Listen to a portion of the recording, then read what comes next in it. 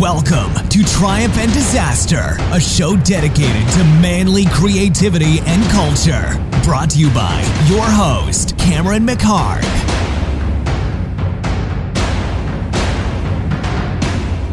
Hey guys, it's Cameron McHarg. We're back for another episode of Triumph and Disaster, and this week I have Frank Mengarelli, who is one of the hosts of Podcasting Them Softly, which is one of my favorite podcasts, actually. I listen to that one regularly. So we actually did sort of a back and forth. I'm actually going to be on his show. I'm not sure if it's going to be next week or what the number is. Just have to look it up. But if you go to podcastingthemsoftly.com or their Facebook page is actually pretty cool. You should just like that because there's a lot of cool stuff on there. And just kind of keep track of it. It should be out pretty soon. Both of our conversations are really cool. I mean, obviously I didn't really talk much about me in this one. It's all about him, but it's sort of vice versa in his. So if you want to hear me kind of put on the spot a little bit, then make sure to check that out. But check it out regardless. And yeah, this talk's really cool. And it's obviously a little bit bent towards movies. It's sort of a film geeky episode, another one of those. So just so you know ahead of time, that's what it is. And we did it on Skype. So it sounds a little weird. He actually recorded it for me and sent it over. So it should be, it's fine. It's like listening to a phone conversation, but just so you know, it's not all these episodes are going to sound like that, and a little bit of a heads up. So hope you enjoy. Here's Frank Mengarelli. We've been in touch for quite a while, but we never actually really talked, and now we're face-to-face. This is obviously Skype. It probably sounds a little different from what I normally do, so hopefully it sounds all right. But we're kind of face-to-face. You're in the Midwest somewhere, aren't you? I live in the northwest suburbs of Chicago, yes. Yeah, that's what I thought. And I'm very happy that you broke and were able to do a Skype podcast with me, because I know you're a sit-down, face-to-face type dude. Yeah, I like to do that. I've only one time have I not done that. It was with Marcus Nispel. Well, I'm in good company then. Because yeah, you are. Marcus is a sweet dude. He's awesome. It was a really good talk too. It was actually just a phone conversation, but yeah, we just locked right into some really cool stuff. It's actually one of my favorite ones, one of my favorite talks. But anyway, we've kind of been in touch off and on, but we've never really talked. Wasn't it Jan Don's short? I think you did actually. You know what it was? I heard your show with him talking about At All Costs. I'm not sure how you pronounce the French version of it. Short. I don't know how you pronounce the French version of that either, but yeah, that's when we first hooked up. I think April 2015, and did a podcast with Jan. Super sweet guy, great. And can't see enough about him. Right, he's a great dude, and we did a podcast on At All Costs and Always, and then we riffed on a bunch of other stuff, films, filmmakers, his influences, but Always was how you and I connected on the face somehow, and then just had similar sensibilities, right, with a lot of stuff. We pretty much like the same shit, so Yeah, so I run I just started this as a hobby years ago, just for whenever, because I like 70s movies so fucking much, and I just started this 70s cinema thing. It's on Instagram now too, but it was just initially a Facebook thing. And no, you're an official contributor on that as well. I feel incredibly honored. Shit. Yes. 70s films, more or less, is why I love film to the degree I do. Yeah. I don't even know what the genesis of that is. I think a lot of it has to do with Ted Demi's documentary, A Decade Under the Influence, that was for the Independent Film Channel, and that had to be 2002, 2003. Yeah. And it's a 3-hour-long doc with everybody from that era interviewed that was alive at the time, except for Steven Spielberg and George Lucas were notably missing, I think on purpose. But I mean, it had Scorsese, Eastwood, Roy Scheider, Pam Grier, everyone. And that's what really lit a fire for me. And then I went to Columbia College in Chicago, film school, and I took a class called Studies of the Films of the 1970s, and my instructor was, and I am drawing, a Francine Sanders, and I've actually had her on my podcast twice, and I'm going to have her on again.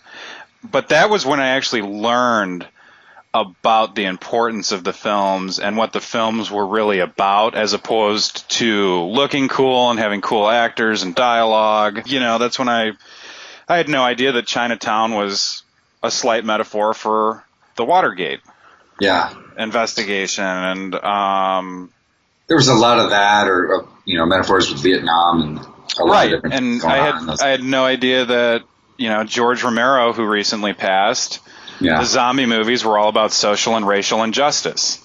Right. You know, it's like I had no idea about that. So from that point forward, I pretty much watched everything I could. I'd find actors that I locked onto, like you and I love Harvey Keitel. You know, I've seen back and forth about him. I've seen everything that I can of his. Roy Scheider. You know, the 70s was very unique because it was the anti-leading man. In a way, it wasn't the Gary Cooper, it wasn't the Clark Gable, who I love. I mean, I love all these guys. It was the everyman on screen that's not polished and tailored, with the exception to of Robert Redford, I guess. Yeah, I mean, there are those guys. There are a couple, but that's, I know exactly what you mean. I mean, it was like the rise, you know, well, guys like Jack Nicholson or Dustin Hoffman. I mean, the list goes on. Gene Hackman. Warren Oates, guys like those. Right. I mean, if Warren Oates, how I don't, it's like almost to this day, how is Bruce Dern and Warren Oates the lead to a movie? You know, where they're the lead. What's like Silent Running, Bring Me the Head of Alfredo Garcia. It's that I'm a kind huge of stuff. Warren Oates fan, by the way. I can go off on it. I love Warren Oates. I don't even know if people even know who we're talking about. You got to look him up, you guys. It's a shame if you don't. Yeah, I feel he's Sergeant Hulka from Stripes, right? But it was before he was. You remember it. You know, it was before, and that's a good way to be remembered. I mean, Sergeant Hulk is awesome, but you know, Cockfighter, Bring Me the Head of Alfredo Garcia. Yes. It's like, holy shit, Two-Lane Blacktop, Criterion Collection. A lot of people should know that. So this is obviously going to be a film geek episode. This is we're already down that road. You mentioned, like, I was stuck on that. There's another book, too, about those movies in the 70s. I can't remember right now that I read. It's pretty... Easy Riders and Rage. I don't think Easy Riders and Raging Bulls is it. Peter Biskind did a book. I have it on my bookshelf in the other room. I can't remember what it's called, but yes. Yeah, you know what I'm talking about. I do. Maybe I'll put it up. I'll put it up later. I'll figure it out. There are oodles of books. It's a shame, though, that they left out Spielberg. Because Duel is one of my favorite movies from that decade. I mean, it was shot for TV actually, but Duel is a fucking awesome movie. Right, and I think the big thing with the omission of Spielberg and particularly Lucas is they were the guys that killed the 70s cinema. A lot of people like to peg it on Lucas with Star Wars, which I think it started with Jaws. I think it started with the rebirth of the blockbuster in the studio system, and it's like, oh my God, let's not give Dennis Hopper $100,000 to go to New Orleans with Peter Fonda and film this biker movie, and let's give somebody like Spielberg or Lucas a couple $1 million to make these movies that are going to retain investment for the next 30 years. Right. You know, and I love Spielberg and I love Lucas. I mean, I'm a huge defender of George Lucas. I love Star Wars. Star Wars is my life. Of course, that's a legend. And Jaws too. Mm-hmm. It's an amazing movie, but yeah, I understand sort of the resentment about that, but I don't think you should just totally admit them. Right. You know, go ahead. No, I was just going to say, and I think you know, you and I have a couple of mutual friends that I know of that have this similar. I'm just going to go out and say it. I love him. I love Matt Wilder so much. He's my buddy. He's from the suburb where I grew up when I was a little kid. I've had. You want to say who he is? A little case, Matthew Wilder. Yeah, Matthew Wilder is a. I'm sorry. I want go ahead and continue, but just so people know, I mean, talk about him, but go ahead and just so people know who he is. Yeah, Matthew Wilder is a writer director. He's filming his next film, Trial of Joan of Arc, I think it's called. I'm not sure. He's going to hate me if he listens to this because I butchered the title. But he recently did. He wrote the screenplay for Dog Eat Dog. That was Paul Schrader's film that came out last year that I loved. I loved it so much. It was with Nicolas Cage, Willem Dafoe, Christopher Matthew Cook. But Matthew Wilder's a totally cool guy. He's very insightful, but he hates Star Wars to a burning passion. We get into arguments weekly about George Lucas and what it did to cinema, but he loves Spielberg. And it's like, well, dude, let's talk Jaws here. And he's like, no, Spielberg's amazing. It's like, well, let's not rewrite history. But yeah, back to where we were getting with Spielberg and Lucas. They shouldn't be omitted from the canon of 70s films because, while that whole era was going to come to an end, regardless of what it was, the fact that Spielberg and Lucas could have had a hand in that, I mean, what a better way to go out. Those true. are two guys that completely changed filmmaking for better and worse, like anything else that's a change. But, Spielberg, incredible. It is amazing. And then, people like to shit on Spielberg, but the stuff that he did in the 80s after that, and ever since, I mean, it was magic. And if you were a kid growing up watching movies in that time, that's why, it might be a little more difficult to fall in love with movies if you're a little younger now. I mean, it's just a different time. But if you grew up, watching Raiders of the Lost Ark and Star Wars and E.T. and, all these things, it's a big part of your life. It's magic, It's incredible. When I was younger and more naive, I was a Spielberg hater. I was like, fuck Spielberg, he ruined the greatest decade of cinema. But, now you can't say that because Spielberg has just continuously created great stuff, and he's a great person aside from what he's contributed to the world through his filmmaking. But I'm not going to say anything bad about Steven Spielberg. Yeah. You could argue, actually, the first movie that I can remember seeing was actually Rocky. And I think it wasn't in the theater. I was too young. I think it was like on Showtime or something. But you can argue that was another one that sort of set it down that road as well. I mean, that one, I think it won Best Picture, didn't it? Yeah, won Best Picture. John Avildsen just won, or he won Best Director for it. Stallone was nominated for it. Yeah, that was... And I think well deserved. But the thing is it was kind of...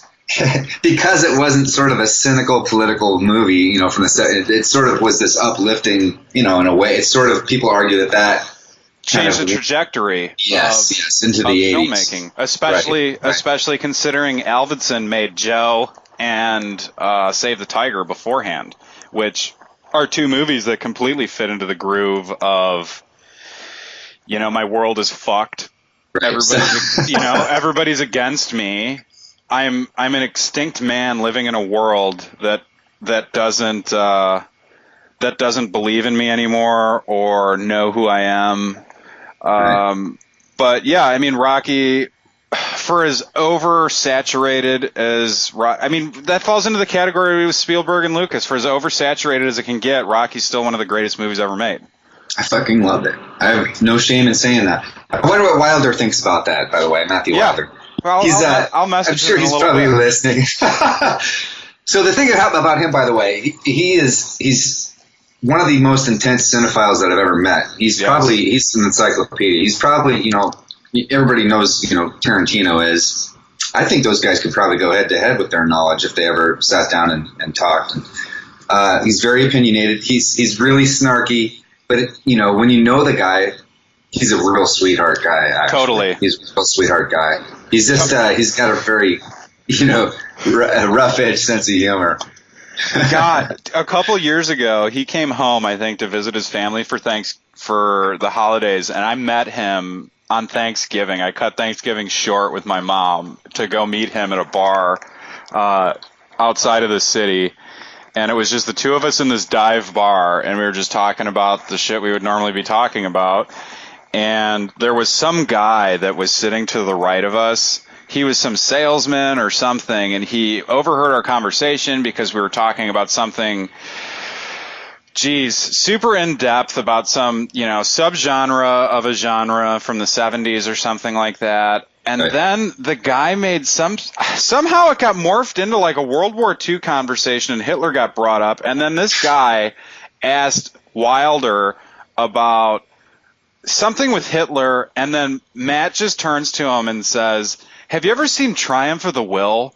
And I'm just like, okay, I'm going to go outside and smoke a cigarette because I know where this is going, and I'm not going to watch this guy. I think his name was Glenn, and he was writing a book about his life. That's what I remember. Yeah, and he was like a pizza delivery man when he was younger, and it was too much for me to watch Wilder take this guy down within like 30 seconds, so I had to excuse myself. But you are completely right. Matt is a sweetheart. He is. He totally is. He's intense. Very opinionated. He's intense, and I mean, yeah, exactly. It's cool. It's cool. Yeah, he really has strong beliefs, but and he has good arguments to back it all up, which is interesting to me, which I always love. No matter what it is, whether it's even politics. I mean, if someone can actually talk about that and articulate why they believe what they believe, and that's interesting to me. We can go down a different road with that. No, you know what I mean? Rather than just like, that's stupid or this is whatever, He can really back up in depth what his opinion are. I agree with you, but oh, poor Matt. But Matt voted for Jill Stein, and I can never forgive him for something like that. Come on, up here, puppy. Sorry, I'm just trying to get my dog out of the way. But anyway. Yeah. It's a big old dog. Roger has no idea he's in a podcast right now. Oh, he knows. This is the only time. Yeah, the only time he gets jealous is when I have my headset on and I'm talking to somebody. That's the only time he ever wants to make his presence known. Of course.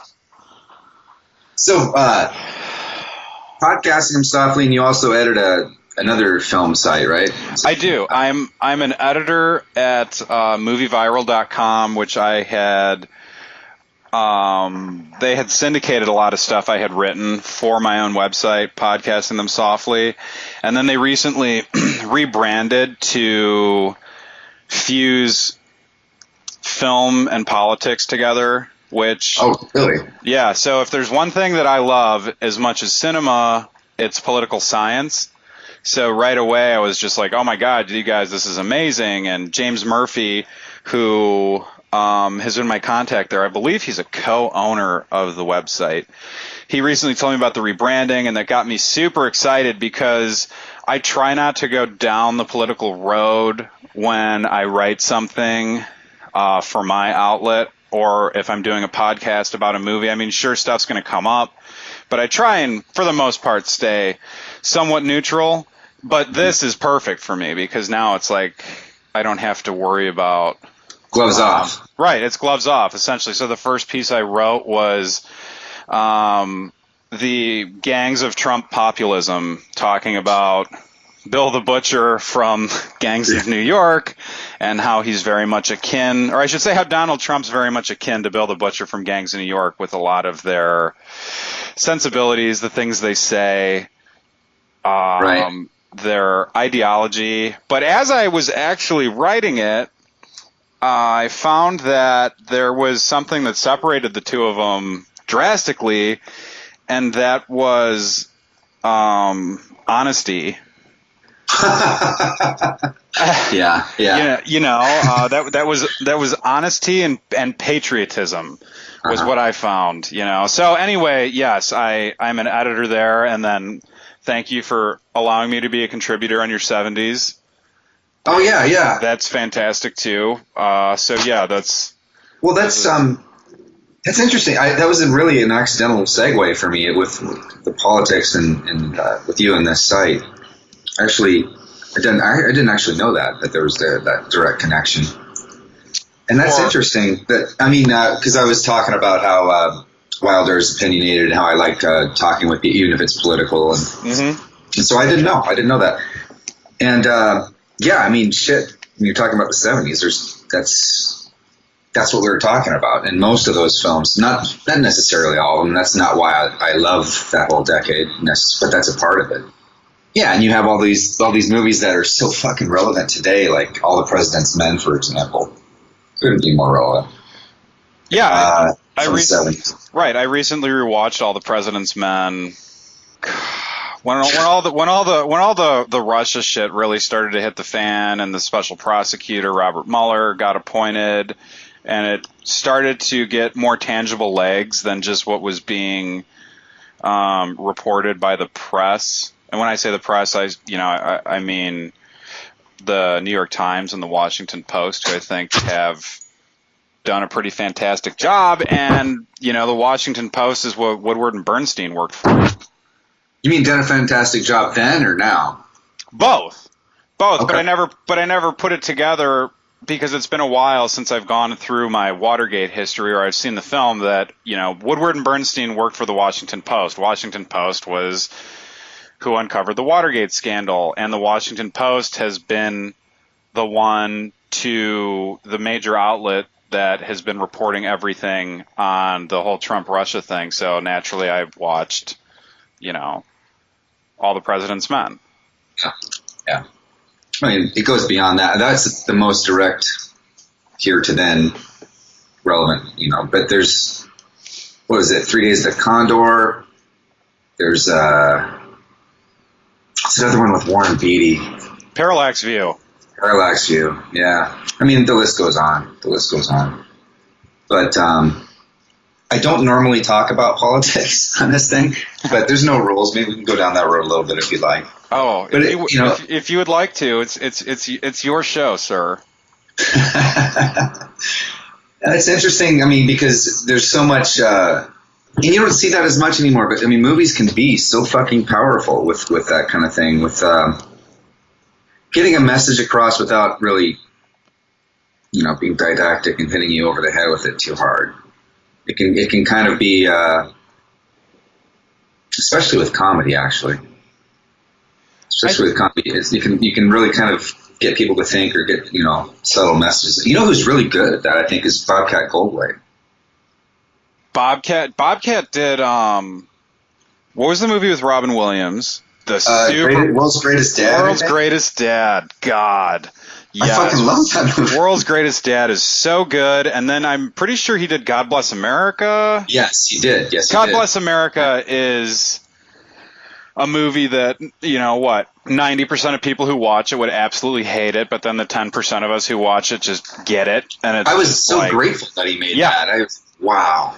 I wanted to thank him for it. I agree with you. It's like, why aren't movies like this being made anymore? It's like, because, there aren't many filmmakers like Bobcat. Mark Pellington's another one. We were talking about that earlier. I loved your podcast with Pellington. He was the first, guest I ever had on my podcast, and had him on twice. Yep. I was listening to part 2. Yeah. I'm very jealous you got to see some of Nostalgia because I'm very much looking forward to that.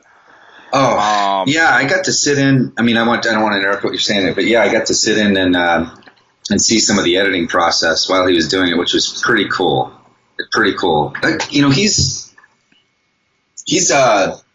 did you talk to him face to face? Was it on Skype? It was Skype. Yeah. He's a huge guy.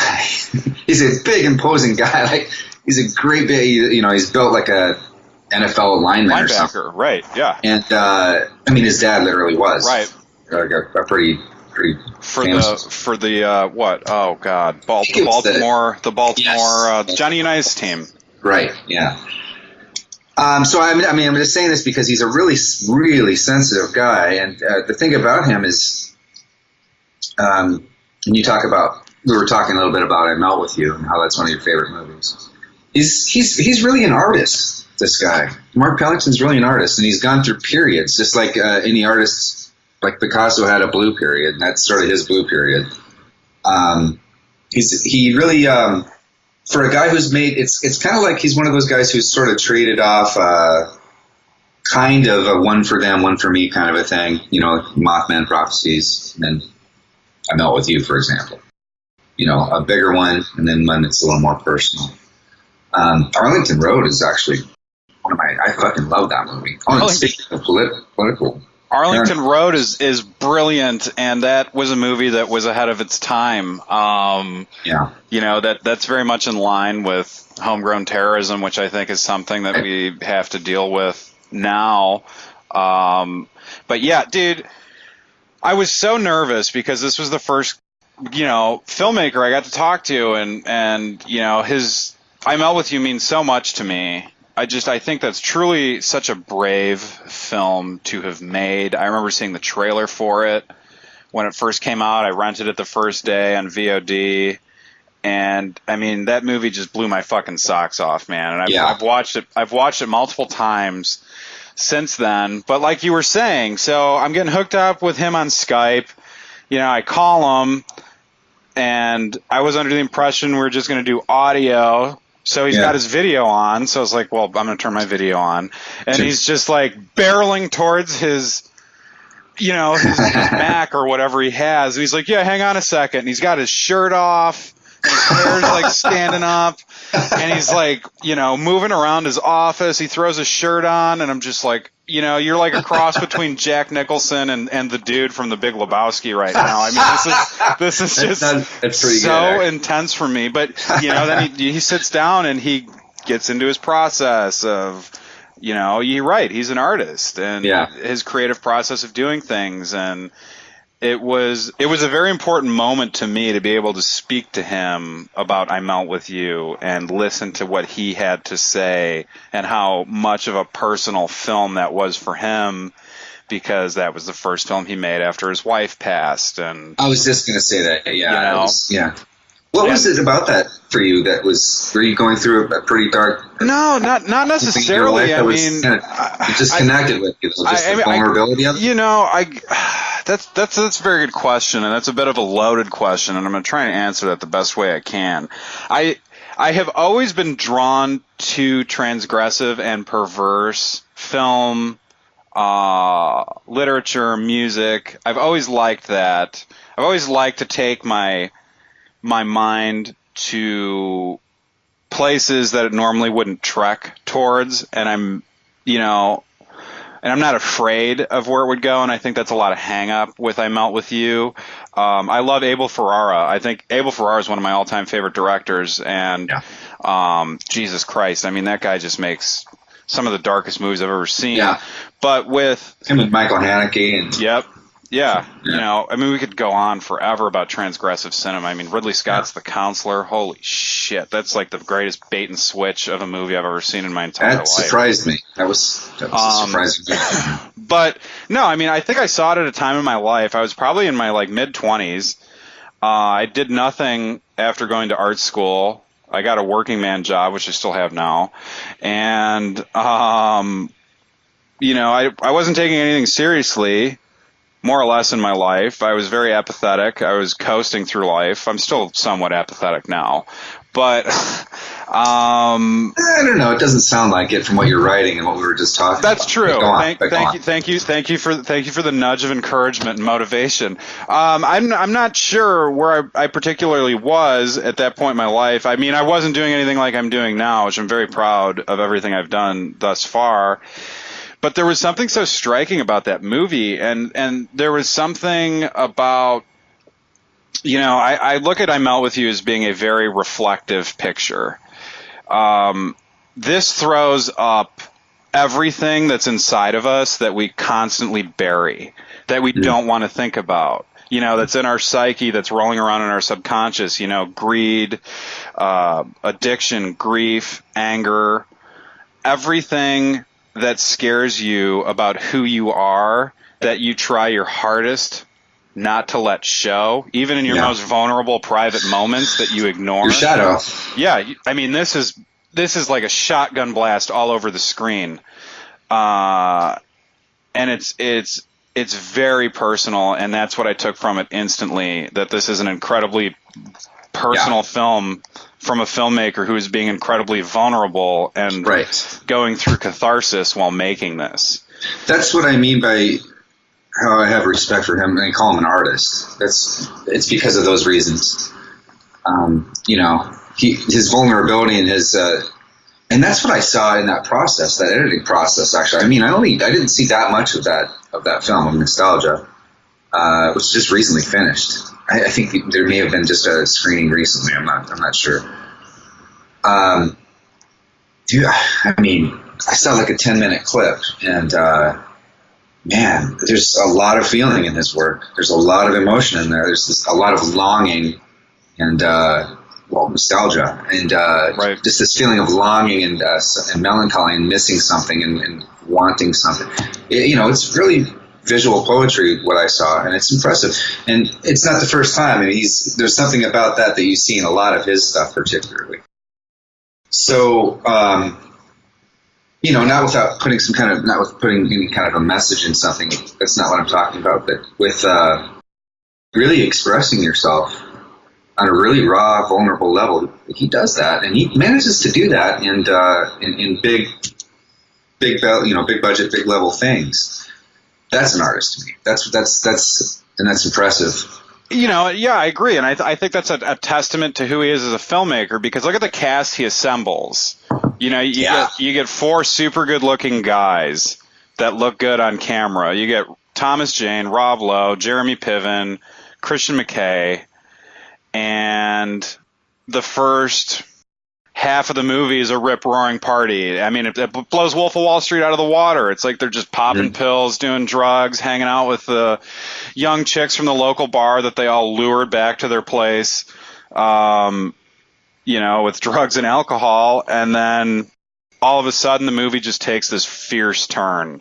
Yeah. And, it's like the reality of life catches up with them, and it's a very sobering moment. And I just can't say enough about that movie, and it's just, I haven't seen it for a little while. I should actually watch that soon. It's been too long since I've seen it. But long story short, I love transgressive cinema.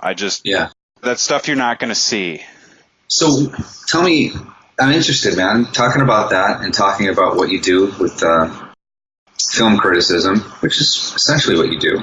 In your podcast. I mean, right. In a lot of ways. The irony of it is I'm a millennial, regrettably. And, I just missed it, man. Like, I think I looked it up online the other day. It's like I just missed the threshold of, because I was born in 85, and I forgot where, the whole millennial thing comes in. Is that that's the borderline? So that's like the borderline. It's like early 80s. It's like, I don't know what is that Gen X that comes before I don't know what that that's me. Yeah. So you're a little too young for, Kurt Cobain, for example. Right. So, I'm an online film critic with air quotes. I have to put that up. I'm doing air quotes right now, so whoever's listening knows that. But it's difficult to navigate because, oh man, film criticism has really lost its nobility with the birth of the internet. Anybody can write about movies. Everybody has an opinion now. And it's more so snowballed into this, let's assassinate the person who made this film. Let's tear down this filmmaker. Let's tear down this film. And I try very hard not to do that. There are a lot of things I don't like in movies. I'm very opinionated when it comes to certain things, but I do my absolute best not to let that come out when I am writing something for my site. I get into arguments with people all the time on Facebook because that's what we do now. Yeah. But when it comes to that, I try very hard to not really ever write a negative review. I know negative reviews are important, but I look at it this way. I don't really want to waste my time writing something that's a teardown on somebody's life's work, essentially. I mean, for however bad a movie is that I watch, or however much I don't like what the movie has to say, or I disagree with the film fundamentally. I mean, these are people that are spending a long time, blood, sweat, and tears to make a film. Right. And I'm just some asshole behind a keyboard that has no skin in the game, and I'm just going to tear it down. I mean, I'm not really all about that. I don't like that. I think it gets way out of hand with things. I think the best example over the past couple of years is Quentin Tarantino's Hateful Eight, which I personally loved. I'm a Tarantino fanboy. I mean, he was the reason why I went to film school. I was going to be the next Tarantino. Right. But, the whole, he was fucked on both sides from that because he was marching with Black Lives Matter, because So that whole segment of the population already hated Tarantino for marching with Black Lives Matter because they were all about, supporting the police that 4 years ago they wanted them all fired because the government's too big and we spend too much money. And then, the my generation who writes for, Vulture and IndieWire and Slash Film and all these different outlets, which I do like. All of a sudden, Tarantino's this misogynist racist because Kurt Russell backhands Jennifer Jason Leigh and gives her a bloody nose and a bloody lip, and Bruce Dern keeps calling Sam Jackson a nigger throughout the whole movie, and it's like, did you guys not stay till the end of the movie? Have you never seen a Tarantino movie before? Like, have you never seen a movie that just throws all this shit up there? And it's ridiculous. And now we've snowballed into an era of clickbait headlines, which has never come from my site. Out of all the people who write for it, and they're all really good writers, and I may not agree with a lot of stuff they have to write, but nobody's ever written a clickbait headline, and that's one thing that I always stress to everybody. It's like, please don't do that. That's great.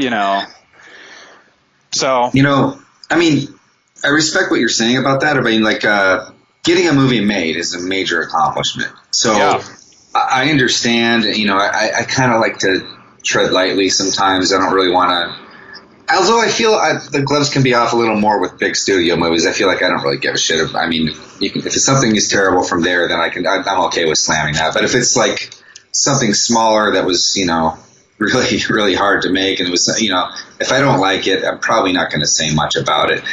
With you being basically a film critic, I mean, that's what you are, among other things. You just interview and you talk about it. Right. I've been called worse. I'll be labeled as a film critic. That's fine. Okay. So, even just with this talk that we've had now, I've come to discover, I mean, because we've talked about things that are, you're also, it's not like you're some hoity-toity film critic. We're both excited that Ivan Drago is going to be coming back to Rocky, for example, things like that. God. So before we go down that road, but I mean, we love, there's stuff, we have fun with it. It's not just, some foreign film with a sad clown and it's black and white in Poland or something. It's not so, but what I'm pulling from what you're saying though is I mean, you're passionate about, there's things about movies that you think are important. There's things, whether it's political or otherwise, you're passionate about it. And you mentioned, you're a working guy and you're still doing this. And I find that interesting. And I'm wondering what it is beyond, or if there is anything beyond just like your flat out simple love of movies that's pushing you, and what it is that, maybe are you going down a road where you might make a film yourself, for example? That's something I've thought about my whole adult life and like my teenage years. I would love to make a film. I don't know how I would do it. I write I shouldn't say I write all the time. I guess I know I'm a writer when I write stuff and people don't read it, and I don't write as nearly as much as I should. It's like I'm not like Ray Bradbury, who just is constantly churning out shit. And it's like, well, something's bound to be good if you just keep writing every day. You write a short story every day for a year. There's a couple of them that are going to be good. I do want to write. I have a couple of screenplays I finished. I'm working on a novella, or working on a second draft that I wrote a pilot for a TV show and have that like mapped out. I would love to do something like that. I would love it, man. But that's, high risk, high reward type deal. I don't particularly like my job that I have right now. Mm-hmm. I like the health insurance that I have that comes with my job. That's very good. So, I could move to Canada or England and become a writer, and then that would be good because then the government would take care of my health insurance. But yeah, I mean, I've always been, not to degrade the word too terribly much, but I've always felt that I'm artistic, and I've always felt that there was something more. Down and Dirty Pictures is the book. I just saw it that we were talking about earlier. Okay. Good call. Yeah, it's right there. Yeah, I don't know. I guess that's a difficult question to answer because I don't necessarily know the answer myself. But long story short, yes. Yeah, I mean, whether I didn't know if it was that or, I mean, but there's, I feel like I see that there's something else kind of fueling you there. And maybe it is just a dictionary. I don't know, but there's... Writing about movies is something that I never really set out to do. It just kind of happened, and then starting a podcast just kind of happened. And then I cover the Santa Barbara International Film Festival every year because I connected with Roger Durling, who runs the festival, and I get credentialed, and I go out there and I do red carpet interviews, and I get to see a bunch of movies, and that just kind of happened, Mm-hmm. I got very fortunate with that, and that all stemmed from, I'm 32 and a half now, and that all happened when I was 30.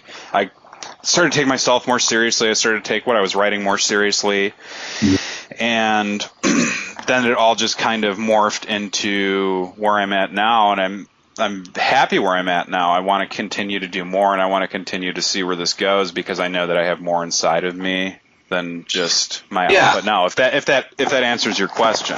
Well, yeah, it kind of does. I mean, like, we're talking about Rocky IV and for a second, this sort of thing, but you're also like you're talking about things, you're putting things out there. We're talking about Abel Ferrara. We're talking about I Melt With You. You're talking about your writing with, about gangs in New York and how that relates to Trump, these sort of things. This is a lot of stuff that, or Michael Haneke or whatever the case may be. These are, not mainstream filmmakers and movies, and you're passionate about them. And just the fact that even like we're talking about it now, you're kind of pushing this out there, or this kind of thing, and these ideas. I think that's important, and so you're kind of going in a little bit of a direction that I think is interesting, and you're kind of in charge of that with what you do, with what you're writing and what you're doing on your podcast, and maybe you'll get Abel Ferrara on your show, for example. I don't know if you haven't had him on, have you? No, I haven't had him on. I have his email because I've had Ken Kelch on 3 times, who's Abel Ferrara's like best friend and cinematographer all the way back to The Driller Killer, which was Ferrara's first film, and they've worked together pretty much all the way up until Welcome to New York, which came out 2 years ago. He did King of New York and The Funeral, and he didn't. Bad Lieutenant and all this. Ken Kelch didn't do Body Snatchers, King of New York, Pasolini, and a couple of the other films, but like the seminal films from Ferrara, like Driller Killer, Bad Lieutenant, Dangerous Game, The Funeral, The Addiction. Yeah, those are all the stuff those two worked. Welcome to New York. Those are all the films those two worked on together. Wow. Yeah. Well, that's what I mean. So just the fact that you're kind of going down that road, that's a little different. And then I think that's interesting. And you have, you have a little bit of control you have all the control to bring these kind of people on to kind of, talk about these ideas. And so, I mean, that's something. That's something. And with Mark Pellington, for example, all these things, this is not to say that it's because, we can talk about Ivan Drago too. I'm like ready to talk about that, but no, I know where you're going with that. It's a big, what's really important in my life are films by Abel Ferrara. Something like I Melt With You, the more non-mainstream things. It's not even. It's more than non-mainstream. It's not even. Very specific. Right. Yeah. But at the same time, I love Star Wars. At the same time, I love the DCEU films. Sure. At the same time, I fucking love Dolph Lundgren and Sylvester Stallone, and I mean, I will champion the fuck out of Rocky IV and Cobra like any day of the week. Yeah. And I just wanted to touch upon something when we were talking about me not being negative with my criticism. And how you brought up, you feel that it's okay to be negative towards, big studio films and stuff like that. I'm with you there because I just wanted to interject and say fuck Marvel because, it's like, geez, I get what Marvel's doing and they're doing a fantastic job, but I'm not like a Marvel fan, and then I'm in the catch-22 of loving the, glorious mess of the DCEU films and how those movies are a complete shit show, but I completely admire what they're doing, even though there's no cohesion with them and they're all just kind of thrown together. But I'm ready to talk about Ivan Drago and Dolph Lundgren now, because for as big of a film snob as I am, and for as many criterions and snobby books that I own, or offbeat records, or all the stuff that I have, I probably have. I've made it like my mission, probably since like my mid to late 20s, of trying to accumulate every Dolph Lundgren movie that has come out on Blu-ray and DVD. Which includes Kindergarten Cop 2 and a couple of his other latest features. Let's talk about that and him for a minute, and then we're getting close to an hour, so we'll talk about him, and then we'll wrap it up. I was actually up to be in a Dolph Lundgren movie recently. It was in Mississippi. It was Shark Lake. No, it was shit. If you can keep naming them, it was some kind of it was a scary kind of deep, oh my god, possession kind of movie. Yeah, I can't remember. And I was up for one of the cops, like one of the detectives or something. Do you know what I'm talking about? I know the movie. All right, it just came out. Let me go to IMDb, because I know the movie you're talking you're gonna do about. That? Okay. I just while you do that, we can keep talking about it. Yeah, exactly. I would love to keep talking. Okay, so I'm older than you are. I actually saw Rocky IV when I was a kid in the theaters. Greatest fucking movie ever made, dude. I think I talked about this maybe on another episode.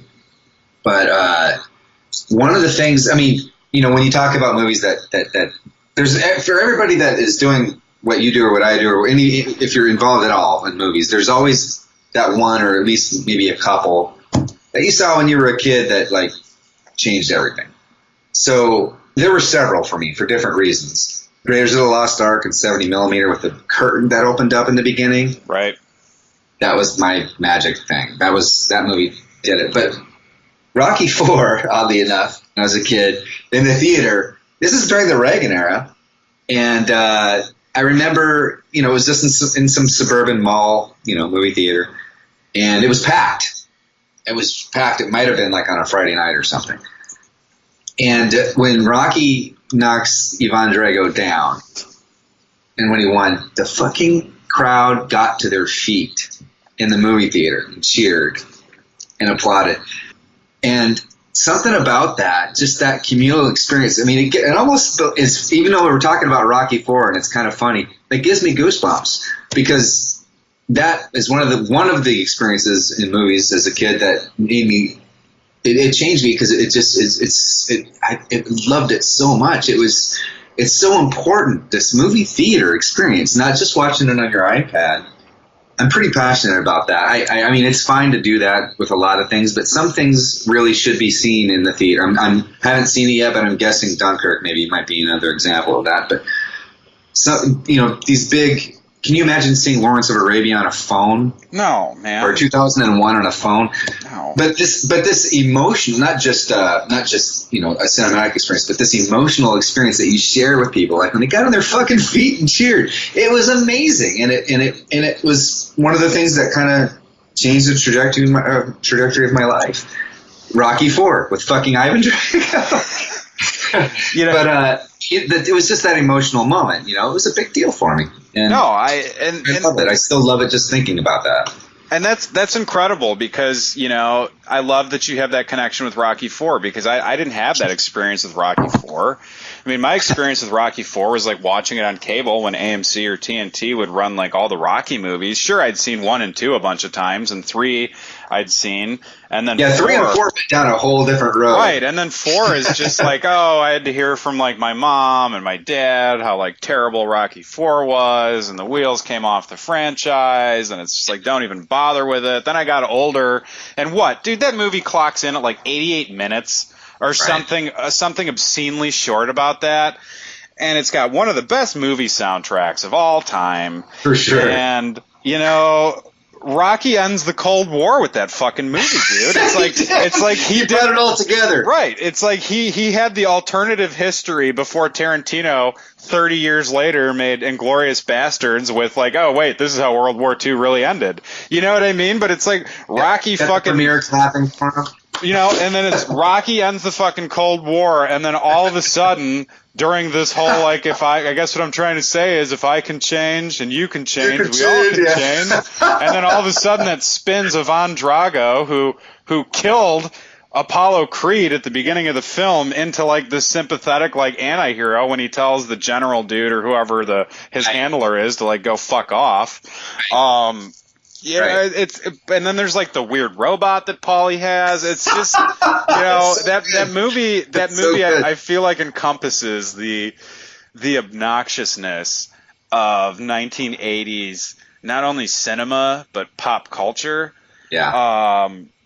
But it's such a good movie, man. It's a movie that I'll never get tired of watching, and you know, I just get so excited every time I watch it because you get the Hearts on Fire training montage, in the snow with the logs on his shoulders, dude, or whatever. It's fucking Sylvester Stallone's chopping wood and pulling fucking a sled of wood through like the tundra, and then Drago's like punching at like 250 trillion psi in his state of the art 80s electronic music. Yeah, dude, it's just awesome. But yeah, I mean, what got us back to this is, you know, I'm super excited that Dolph Lundgren's going to be in Creed 2, because I liked Creed.